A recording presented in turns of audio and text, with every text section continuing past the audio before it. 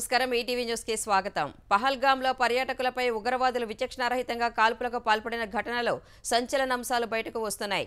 ఈ దాడికి పాల్పడిన ముష్కర్లు పాకిస్తాన్లో శిక్షణ పొందినట్లు ప్రాథమిక దర్యాప్తులో తేలింది. ఈ దాడి జరిగినప్పుడు 5 నుంచి 7 ఉగ్రవాదులు ఉండొచ్చని తెలిపాయి. ఇందులో పాకిస్తాన్లో శిక్షణ పొందిన 2 స్థానిక ఉగ్రవాదుల సాయంతో మిగిలిన వారు దాడికి పాల్పడినట్లు పేర్కొన్నారు. ప్రత్యక్ష సాక్షుల ఆధారంగా బిజ్బెహ్రాకు చెందిన ఆదిల్ తోకర్ అలియాస్ ఆదిల్ గురికి ఈ దాడికి సంబంధం ఉన్నట్లు తేలిందని అధికారులు చెప్పారు. 2018లో పాకిస్తాన్కు వెళ్లిన ఆదిల్ అక్కడ లష్కర్-ఏ-తోయిబా సంస్థలో సాయుధ శిక్షణ తీసుకున్నట్లు గుర్తించారు. అనంతరం తిరిగి భారత్లోకి చొరబడినట్లు భావిస్తున్నారు. ఈ ఇద్దరిని గాలించే క్రమంలో భద్రతా దళాలు వారి ఇళ్లకు వెళ్లినప్పుడు తమ ఇళ్లలో ఐఈడీ పెట్టి దాడులకు పాల్పడ్డారు. తనిఖీలు చేస్తుండగా ఉగ్రవాదుల నివాసాల్లో అమర్చిన పేలుడు పదార్థాలు యాక్టివేట్ అయినట్లు భద్రతా సిబ్బంది గుర్తించారు. వెంటనే బయటకు రాగా కాసేపటికే భారీగా పేలుళ్లు సంభవించాయి.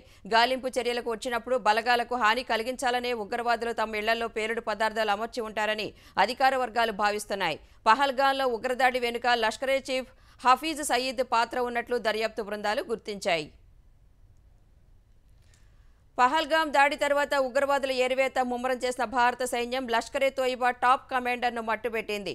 జమ్మూ కాశ్మీర్ బందిపోరాలో జరిగిన ఎదురుకాల్పులో లష్కరే టాప్ కమాండర్ అల్తాఫ్ లల్లీని హతమార్చినట్లు సైన్యం తెలిపింది. బందిపోరా జిల్లా కుల్నార్ బజిపోరా ప్రాంతంలో ఉగ్రవాదులు నక్కినట్లు అందిన సమాచారంపై జమ్మూ కాశ్మీర్ పోలీసులతో కలిసి సైన్యం నిర్బంధ తనిఖీలు చేపట్టింది. ఈ క్రమంలో జవాన్లను చూసిన ముష్కర్లు కాల్పులకు దిగడంతో భద్రతా సిబ్బంది ఎదురుకాల్పులు జరిపారు. ఈ ఎన్కౌంటర్లో అల్తాఫ్ లల్లీని భద్రతా సిబ్బంది మట్టుబెట్టాయి. ఈ ఘటనలో 2 జవాన్లు గాయపడినట్లు అధికారులు తెలిపారు. అటు మరోసారి తన వక్రబుద్ధిని బయటపెట్టిన పాక్ సైన్యం కాల్పుల విరమణ ఒప్పందాన్ని ఉల్లంఘించి జమ్మూ కాశ్మీర్లోని నియంత్రణ రేఖ వెంబడి పలు ప్రాంతాల్లో కాల్పులకు తెగబడింది.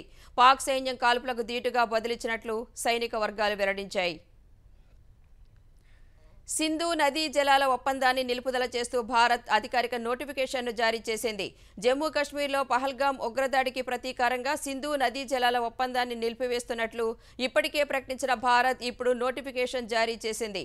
అంతకుముందు సింధు నదీ జలాల ఒప్పందం అమలును నిలిపివేయడానికి కారణాలను వివరిస్తూ కేంద్ర జలవనరుల శాఖ కార్యదర్శి దేబశ్రీ ముఖర్జీ పాకిస్తాన్ జలవనరుల శాఖ కార్యదర్శి సయ్యద్ అలీ ముర్తజాకు లేఖ రాశారు. 1960 సెప్టెంబర్లో నాటి భారత ప్రధాని జవహర్లాల్ నెహ్రూ పాకిస్తాన్ అధ్యక్షుడు అయూబ్ ఖాన్ సింధు నదీ జలాల ఒప్పందంపై సంతకాలు చేశారు. ఆ ఒప్పందానికి విరుద్ధంగా సీమాంతర ఉగ్రవాదానికి మద్దతు ఇచ్చినందునే తాము దాన్ని నిలిపివేయాల్సి వచ్చిందని దేబశ్రీ ముఖర్జీ తన లేఖలో వివరించారు. పహల్గాం దాడి తర్వాత పాక్ పౌరులకు వీసాలను రద్దు చేసిన కేంద్రం పాకిస్తానీయులను గుర్తించి వెనక్కి పంపించే ఏర్పాట్లు చేయాలని రాష్ట్రాలకు సూచించింది. ఈ మేరకు అన్ని రాష్ట్రాలకు హోంమంత్రి అమిత్ షా సూచించారు. ఆయా రాష్ట్రాల సీఎంలతో మాట్లాడిన అమిత్ షా స్థానికంగా ఉంటున్న పాకిస్తానీయులను గుర్తించి ఆ సమాచారం కేంద్రానికి పంపాలని కోరారు. అప్పుడే వారి వీసాల రద్దుకు అవకాశం ఉంటుందని వివరించారు. గతంలో భారత్ సార్క్ వీసా పొడిగింపు పథకం కింద చాలా మంది పాక్ జాతీయులకు భారత్లో పర్యటించే అవకాశాలు కల్పించినట్లు గుర్తు చేశారు. మెడికల్ వీసాలపై వచ్చిన వారిని ఈ నెల 29 నాటికి వెనక్కి వెళ్లాలని కేంద్రం ఇప్పటికే స్పష్టం చేసింది. మిగిలిన వారిని ఎల్లుండిలోపు వెళ్లాలని తెలిపింది. పాక్ నుంచి కొత్త దరఖాస్తుదారులకు వీసా సర్వీసులను తక్షణమే నిలిపివేసింది. పాక్లో ఉన్న భారత జాతీయులు తిరిగి వచ్చేయాలని సూచనలు జారీ చేసింది. పహల్గాం ఉగ్రదాడిని ముందే ఊహించడంలో విఫలమైనట్లు కేంద్ర నిఘా వర్గాలు అంగీకరించాయి. గతంలో ఇలా పర్యాటకులను లక్ష్యంగా చేసుకుని ఉగ్రదాడులు జరగలేదన్న వర్గాలు అందుకే ఈ పరిణామాన్ని ఊహించలేకపోయామని ఇంటెలిజెన్స్ బ్యూరో సహా కేంద్ర హోంశాఖ ఉన్నతాధికారులు తెలిపారు. ఈ మేరకు అఖిలపక్ష భేటీలో ఆ వర్గాలు తెలిపినట్లు కేంద్ర మంత్రి కిరణ్ రిజిజు వెల్లడించారు. ఉగ్రవాదానికి వ్యతిరేకంగా ప్రభుత్వం ఎలాంటి చర్య తీసుకున్నా కాంగ్రెస్ సహా విపక్షాలన్నీ పూర్తి మద్దతిస్తాయని అఖిలపక్ష భేటీలో రాహుల్ గాంధీ చెప్పినట్లు రిజిజు తెలిపారు. పాకిస్తాన్కు వ్యతిరేకంగా తీసుకున్న చర్యలకు విపక్షాలు పూర్తి మద్దతిచ్చినట్లు చెప్పారు. జమ్మూ కాశ్మీర్లోని పహల్గాంలో పర్యాటకులపై జరిగిన ఉగ్రదాడికి నిరసనగా దేశవ్యాప్తంగా నిరసనలు ఆందోళనలు కొనసాగుతూనే ఉన్నాయి. ఢిల్లీలో వ్యాపారులు దుకాణాలు వ్యాపార సముదాయాలు మూసివేసి బంద్ పాటించారు. ఎర్రకోట వరకు ప్రదర్శన నిర్వహించారు. ఈ నిరసన ప్రదర్శనలో వ్యాపారులతో పాటు స్థానికులు కూడా పాల్గొన్నారు. తెలుగు రాష్ట్రాల్లోనూ నిరసనలు కొనసాగాయి. జగిత్యాల మెట్పల్లిలో వ్యాపారులు స్వచ్ఛందంగా బంద్ పాటించారు. జగిత్యాల వాకర్స్ అసోసియేషన్ ఆధ్వర్యంలో శాంతి ర్యాలీ నిర్వహించారు. జయశంకర్ భూపాలపల్లిలో విహెచ్పి బజరంగ్ దళ్ ఆధ్వర్యంలో బైక్ ర్యాలీ నిర్వహించి ప్రధాన రహదారిపై షాపులు బంద్ చేయించారు. ఆదిలాబాద్లో బార్ అసోసియేషన్ ఆధ్వర్యంలో విధులు బహిష్కరించి కోర్టు నుంచి కలెక్టర్ చౌరస్తా వరకు ర్యాలీ చేపట్టారు. Secunderabad civil court bar association ఆధ్వర్యంలో ఉగ్రదాడి మృతులకు నివాళిగా కొవ్వొత్తులతో ర్యాలీ చేశారు. ఉగ్రదాడిని ఖండిస్తూ హైదరాబాద్ బేగం బజార్లో వ్యాపారులు ఒక పూట స్వచ్ఛందంగా దుకాణాలు బంద్ చేశారు. పహల్గాంలో పర్యాటకులపై ఉగ్రదాడిని ఖండిస్తూ తెలంగాణలో పలుచోట్ల ముస్లింలు నిరసన కార్యక్రమాలు చేపట్టారు. హైదరాబాద్ మక్కా మసీదులో నల్ల రిబ్బన్లు కట్టుకుని ముస్లింలు ప్రత్యేక ప్రార్థనలు చేశారు. శాస్త్రీపురంలోని మసీదు వద్ద జుమ్మా నమాజ్కు ముందు ముస్లింలకు హైదరాబాద్ ఎంపీ అసదుద్దీన్ ఓవైసీ నల్ల రిబ్బన్లు పంపిణీ చేశారు. ఆయన కూడా చేతికి నల్ల రిబ్బన్ ధరించి ప్రత్యేక ప్రార్థనలో పాల్గొన్నారు. ఈ సందర్భంగా చార్మినార్, మక్కా మసీదు పరిసర ప్రాంతాల్లో పోలీసుల బందోబస్తు ఏర్పాటు చేశారు. రంగారెడ్డి జిల్లా ఫరూక్ నగర్, కొత్తూరు మండలాల్లో ముస్లింలు భారీ ర్యాలీ నిర్వహించారు. పాకిస్తాన్కు వ్యతిరేకంగా నినాదాలు చేస్తూ దిష్టిబొమ్మను దహనం చేశారు. ఒకరోజు పర్యటన కోసం ముఖ్యమంత్రి చంద్రబాబు ఢిల్లీ వెళ్లారు. ఈ సాయంత్రం ప్రధాని నరేంద్ర మోదీని కలవనున్న చంద్రబాబు మే 2న అమరావతి పర్యటనకు ఆహ్వానించనున్నారు. అమరావతి, ఏపీకి సంబంధించిన వివిధ అంశాలు ప్రధానితో చర్చించనున్నారు. ఈ సాయంత్రం 6 గంటలకు ఢిల్లీ నుంచి బయలుదేరి రాత్రి 9 గంటల సమయంలో అమరావతికి తిరిగి వస్తారు. ఇటు అమరావతి పునర్నిర్మాణ పనులకు భూమి పూజ కార్యక్రమానికి ఏర్పాట్లు ముమ్మరంగా సాగుతున్నాయి. వెలగపూడి సచివాలయం వెనుక 250 ఎకరాల విస్తీర్ణంలో ఏర్పాట్లు జరుగుతుండగా దాదాపు 5 లక్షల మంది సభకు వస్తారనే అంచనాతో సౌకర్యాలు కల్పిస్తున్నారు. ప్రధాని మోదీ రోడ్ షోలో దాదాపు 30,000 మంది పాల్గొనే అవకాశం ఉంది.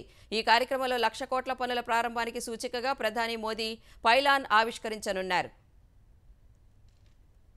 మదనపల్లె సబ్ కలెక్టరేట్లో ఫైళ్ల దగ్ధం కేసులో విచారణ వేగవంతమైంది. ఇందులో కీలక నిందితుడిగా భావిస్తున్న పెద్దిరెడ్డి ప్రధాన అనుచరుడు మాధవరెడ్డిని పోలీసులు ప్రశ్నిస్తున్నారు. రొంపిచెర్ల సమీపంలోని ఆయన ఫామ్ హౌస్లో అదుపులోకి తీసుకున్న పోలీసులు తిరుపతి సిఐడి కార్యాలయంలో విచారిస్తున్నారు. మాధవరెడ్డిని విచారణ తర్వాత చిత్తూరు కోర్టులో హాజరుపరచనున్నారు. ఈ కేసులో ఇప్పటికే 9 మందిపై కేసు నమోదైంది. ముంబైకి చెందిన సినీ నటిపై తప్పుడు కేసు పెట్టించి అక్రమంగా అరెస్టు చేసి వేధింపులకు గురిచేసిన కేసులో సీనియర్ ఐపీఎస్ అధికారి పీఎస్ఆర్ ఆంజనేయులను 3 రోజుల సిఐడి కస్టడీకి అనుమతిస్తూ విజయవాడ కోర్టు ఉత్తర్వులు జారీ చేసింది. ఈ నెల 27, 28, 29 తేదీల్లో పీఎస్ఆర్ను సిఐడి అధికారులు కస్టడీకి తీసుకోనున్నారు. ఉదయం 10 గంటల నుంచి సాయంత్రం 5 గంటల వరకు విచారణ జరిపేందుకు అనుమతినిచ్చింది. ఈ విచారణను న్యాయవాదుల సమక్షంలో జరపాలని ఉత్తర్వుల్లో పేర్కొంది. విచారణకు ముందు, ముగిసిన తర్వాత వైద్య పరీక్షలు చేయాలని తెలిపింది. ముంబై నటిపై అక్రమ కేసు బనాయించిన వ్యవహారంపై మరిన్ని విషయాలు రాబట్టేందుకు పీఎస్ఆర్ను వారం రోజుల పాటు కస్టడీకి ఇవ్వాలని సిఐడి అధికారులు పిటిషన్ దాఖలు చేశారు. ఈ కేసు వెనుక ఉన్న కీలక నేత ఎవరు అనే కీలక ప్రశ్నలకు సమాధానాలు రాబట్టాల్సి ఉందని సిఐడి తరపు న్యాయవాది వాదనలు వినిపించారు. కేసు గురించి అన్ని విషయాలు ఇప్పటికే పీఎస్ఆర్ సిఐడికి చెప్పారని, కస్టడీకి అవసరం లేదని ఆయన తరపు న్యాయవాది వాదించారు. ఇరువైపులా వాదనలు విన్న న్యాయస్థానం 3 రోజుల కస్టడీకి ఇస్తూ ఉత్తర్వులు జారీ చేసింది. నాంపల్లిలోని ప్రజాప్రతినిధుల కోర్టులో సీఎం రేవంత్ రెడ్డిపై విచారణలో ఉన్న కేసులో వ్యక్తిగత హాజరు నుంచి ఆయనకు మినహాయింపు లభించింది. గతేడాది మేలో కొత్తగూడెంలో జరిగిన బహిరంగ సభలో బీజేపీపై నిరాధార ఆరోపణలు చేశారని ఆ పార్టీ నేతలు నాంపల్లి ప్రజాప్రతినిధుల కోర్టులో పిటిషన్ వేశారు. బీజేపీ అధికారంలోకి వస్తే ఎస్సీ, ఎస్టీ, బీసీ రిజర్వేషన్లను రద్దు చేస్తారని ప్రసంగించారని పిటిషన్లో పేర్కొన్నారు. సీఎం రేవంత్ రెడ్డి వ్యాఖ్యల వల్ల బీజేపీ పరువుకు నష్టం కలిగిందని తెలిపారు. ఈ పిటిషన్పై ఇప్పటికే విచారణ చేపట్టిన నాంపల్లి న్యాయస్థానం బీజేపీ నేతల వాంగ్మూలాలను నమోదు చేసింది. ఈ పిటిషన్ను కొట్టివేయాలని సీఎం రేవంత్ రెడ్డి హైకోర్టును ఆశ్రయించారు. రాజకీయ ప్రసంగాలకు పరువు నష్టం ఉండదని పలు సుప్రీంకోర్టు తీర్పులను పిటిషన్లో పేర్కొన్నారు. రేవంత్ రెడ్డి పిటిషన్పై ఇవాళ హైకోర్టులో విచారణ జరగగా వ్యక్తిగత హాజరు నుంచి మినహాయింపు లభించింది. విచారణలో ఉన్న కేసుపై స్టే ఇచ్చేందుకు హైకోర్టు నిరాకరించింది. తదుపరి విచారణను జూన్ 12కు వాయిదా వేసింది. హైదరాబాద్ స్థానిక సంస్థల కోట ఎమ్మెల్సీ ఎన్నికల్లో మజ్లిస్ పార్టీ విజయం సాధించింది. ఆ పార్టీ అభ్యర్థి మీర్జా రియాజ్కు 63 ఓట్లు రాగా ప్రత్యర్థి బీజేపీ అభ్యర్థి గౌతమ్రావుకు 25 ఓట్లు వచ్చాయి. గత 22 ఏళ్లుగా ఏకగ్రీవం అవుతూ వచ్చిన ఈ స్థానానికి అనూహ్యంగా బీజేపీ రంగంలోకి దిగడంతో పోటీ అనివార్యమైంది. ఈ నెల 23న పోలింగ్ జరగగా మొత్తం 112 ఓట్లకు 88 ఓట్లు పోలయ్యాయి. బీఆర్ఎస్ మినహా కాంగ్రెస్, బీజేపీ, ఎంఐఎం నుంచి 66 మంది కార్పొరేటర్లు, 22 మంది ఎక్స్ అఫీషియో సభ్యులు ఓటు వేశారు. ఇవాళ జరిగిన ఓట్ల లెక్కింపులో 63 ఓట్లు ఎంఐఎం, 25 ఓట్లు బీజేపీకి వచ్చాయి. ఇస్రో మాజీ చైర్మన్ నూతన విద్యా విధాన డ్రాఫ్టింగ్ కమిటీ చైర్మన్ కె కస్తూరి రంగన్ ఇక లేరు. బెంగళూరులోని తన నివాసంలో ఈ ఉదయం 10 గంటల 43 నిమిషాలకు 84 ఏళ్ల కస్తూరి రంగన్ తుదిశ్వాస విడిచారు. ఎల్లుండి వరకు ఆయన భౌతిక కాయాన్ని రామన్ రీసెర్చ్ ఇన్స్టిట్యూట్లో ప్రజల సందర్శనార్థం ఉంచనున్నట్లు అధికార వర్గాలు తెలిపాయి. 1940 అక్టోబర్ 24న ఎర్నాకుళంలో జన్మించిన కస్తూరి రంగన్ బొంబాయిలోని రామ్ నారాయణ్ రుయా కాలేజ్లో డిగ్రీ, ముంబై యూనివర్సిటీ నుంచి భౌతిక శాస్త్రంలో పీజీ పూర్తి చేశారు. తరువాత అహ్మదాబాద్లోని ఫిజికల్ రీసెర్చ్ ల్యాబొరేటరీలో పనిచేస్తూనే 1971లో డాక్టరేట్ అందుకున్నారు. అనంతరం ఇస్రోలో చేరిన ఆయన 1994 నుంచి 2003 మధ్య ఇస్రో చైర్మన్ గా పనిచేశారు. ఆయన కాలంలోనే పిఎస్ఎల్వి, జిఎస్ఎల్విలను ఇస్రో విజయవంతంగా ప్రయోగించింది. ఇండియన్ నేషనల్ శాటిలైట్ వ్యవస్థ అభివృద్ధిలో కూడా కస్తూరి రంగన్ కీలక పాత్ర పోషించారు. 2020 జాతీయ విద్యా విధాన రూపకల్పన కమిటీ చైర్మన్ గా కూడా పనిచేసిన ఆయన జేఎన్యూ ఛాన్సలర్, కర్ణాటక విజ్ఞాన కమిషన్ చైర్మన్ గా కూడా పనిచేశారు. 2003 నుంచి 2009 వరకు రాజ్యసభ సభ్యుడిగా సేవలందించారు. ఆయన సేవలను గుర్తించిన కేంద్రం 1982లో పద్మశ్రీ, 1992లో పద్మభూషణ్, 2000వ సంవత్సరంలో పద్మ విభూషణ్ పురస్కారాలతో సత్కరించింది. వినాయక్ దామోదర్ సావర్కర్ పై బాధ్యతారహితమైన వ్యాఖ్యలను చేశారని కాంగ్రెస్ అగ్రనేత రాహుల్ గాంధీపై సుప్రీంకోర్టు ఆగ్రహం వ్యక్తం చేసింది. స్వాతంత్ర్య సమరయోధులను ఎగతాళి చేయవద్దని స్పష్టం చేసింది. మరోసారి అలా మాట్లాడితే తీవ్ర పరిణామాలు ఎదుర్కోవలసి ఉంటుందని రాహుల్ను హెచ్చరించింది.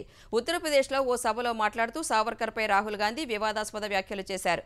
ఈ వ్యాఖ్యలపై అందిన ఫిర్యాదుతో స్థానిక పోలీసులు కేసు నమోదు చేశారు. ఈ కేసులో జారీ చేసిన సమన్లను రద్దు చేసేందుకు అలహాబాద్ హైకోర్టు నిరాకరించగా రాహుల్ సుప్రీంను ఆశ్రయించారు. ఈ పిటిషన్పై జరిగిన విచారణలో మహాత్మా గాంధీ కూడా బ్రిటిష్ వారితో సంప్రదింపులు జరిపినప్పుడు మీ నమ్మకమైన సేవకుడు వంటి పదాలను వాడారని సుప్రీంకోర్టు గుర్తు చేసింది.